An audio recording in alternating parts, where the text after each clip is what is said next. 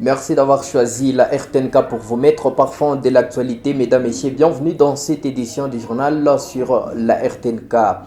Après la mort du panafricaniste John Magufuli, certains acteurs de la société civile et habitants de la ville de Bukavu gardent un bon témoignage du feu président tanzanien qu'ils considèrent comme modèle par rapport aux autres présidents africains. L'exemple est de Jean Chrysostome Kijana, président de la nouvelle dynamique de la société civile, se surnommant Magufuli Babalao. Jean Chrysostome Kijana précise que Magufuli est un dirigeant proche de sa population et qui incarnait plusieurs valeurs. Je vous propose de suivre Jean Chrysostome Kijana.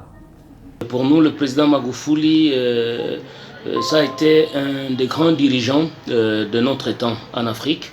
Le président Magufuli, c'est un grand et ardent défenseur de l'indépendance de l'Afrique, un grand défenseur de la dignité du peuple africain et qui vient malheureusement de tirer sa révérence alors que non seulement son pays, la Tanzanie, mais également l'ensemble de l'Afrique avait encore besoin de lui. Et qu'est-ce que nous avons retenu du président Magufuli? Nous avons retenu du président Magufuli un dirigeant humble, un dirigeant à l'écoute de son peuple, un dirigeant au service de son peuple, au service de son pays, au service de l'Afrique et des Africains, un dirigeant de proximité, un dirigeant de terrain. Nous avons toujours vu Magufuli pas dans des bureaux climatisés comme beaucoup de dirigeants malheureusement en Afrique, mais quelqu'un qui était toujours présent sur le terrain, pas pour faire du populisme comme certains sont en train de vouloir les dire, mais Magufuli était sur le terrain pour faire le suivi de la matérialisation de toutes ces visions, de toutes ces politiques sociales en faveur de la population tanzanienne. Donc nous venons de perdre quelqu'un qui était très engagé pour l'indépendance de l'Afrique, quelqu'un qui était en mesure de dire non à certains dictats des impérialistes néocolonialistes.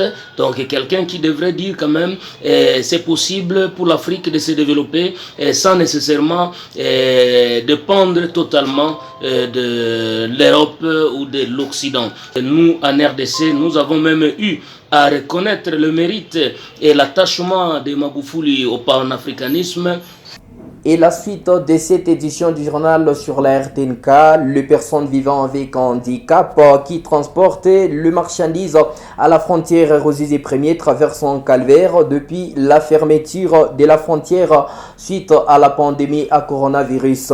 Ces derniers manquent de quoi se nourrir et se vêtir suite à la fermeture de la frontière. Le reporter de la radio-télévision Goma Kivu est allé à la rencontre de certains d'entre eux. C'est jeudi 18 mars 2021. Christian Mukenge signe cet élément des reportages. Suivez. Il fait frais la matinée à la frontière Ruzizi 1er. Sur le visage de personnes vivant avec handicap assurant les transports de marchandises à la frontière, on ne peut lire que de la tristesse. Assis à l'entrée de la frontière, certains transporteurs vivant avec handicap par manque du travail finissent par quémander. Ils soulignent que depuis la fermeture de la frontière suite à la Covid-19, la question sur comment scolariser leurs enfants, se vêtir ou encore se nourrir est devenue un casse-tête.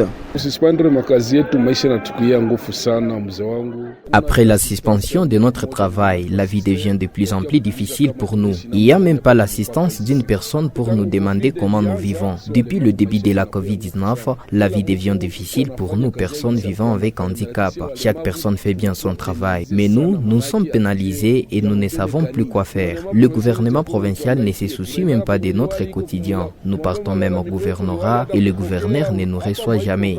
Dans cette province, nous nous rappelons à l'époque des RCD, l'honorable Norbert Katintima nous aidait beaucoup, jusqu'à même à l'époque de Joseph Kabila. Mais ces derniers temps, nous souffrons beaucoup ici à la frontière Ruzizi 1er. Nous souffrons beaucoup. Il souhaite que les autorités provinciales et toute personne de bonne volonté puissent leur venir en aide, surtout en ces moments difficiles. Pour rappel, ces derniers se servaient de leurs bicyclettes pour faire traverser certains produits exportés du Rwanda vers la République démocratique du Congo à travers la frontière rwando-congolaise de Ruzizi Ier pour assurer la prise en charge de leur ménage. Le bureau urbain de la société civile plaide pour l'amélioration des conditions hygiéniques des détenus dans plusieurs maisons carcérales de la province, notamment des prisons de Kabare et Bukavu, des cachots et certains amigos.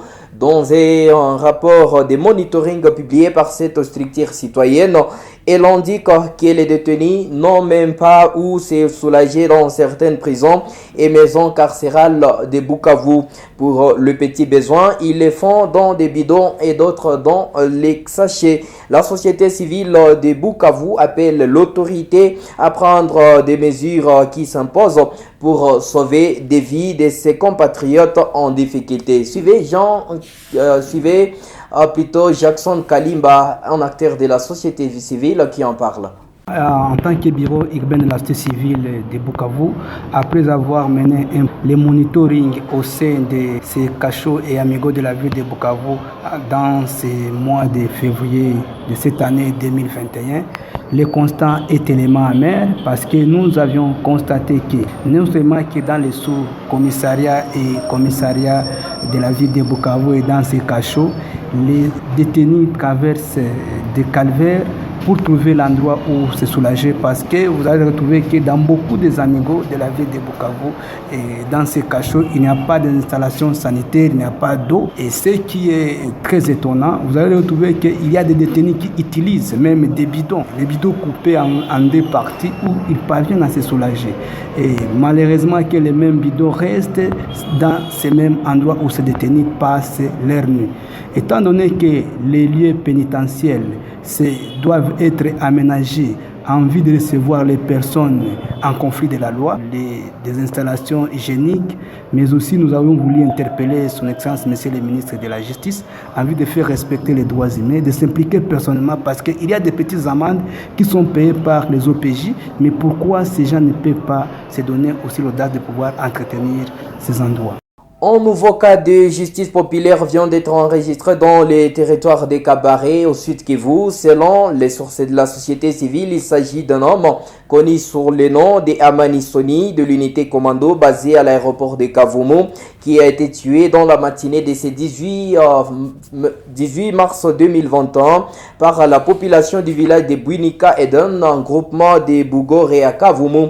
La société civile indique que la victime serait surprise dans une opération de vol dans une maison d'habitation dans cette partie de la province du Sud Kivu. Emmanuel Benguea, président de la société civile de Kabare, condamne cet énième cas de justice populaire et demande à la population de faire confiance à la police.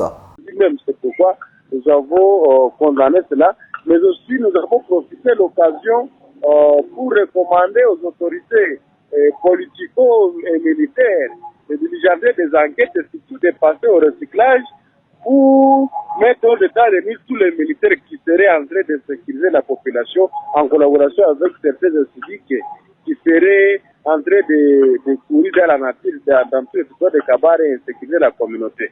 Et nous vous rappelons d'ailleurs qu'il y a seulement un jour seulement où on a perdu 2 âmes dans le groupement de Chirunga, où les hommes en ont tué 2 personnes d'une même famille et blessé une fille de 18 ans. C'est par torture de pierres mais aussi de fouet. On l'a torturé puis il a ramené là. On ne l'a pas brûlé. Les motards de la province du Sud Kivu sont soumis depuis le lundi 15 mars 2021 à un bouclage des services d'assiette de la province pour se procurer des plaques d'immatriculation. Des planches sont visibles sur plusieurs tronçons de la ville de Bukavu pour ces contrôles de fiscalité de ce dernier. Je vous propose de suivre ces reportages.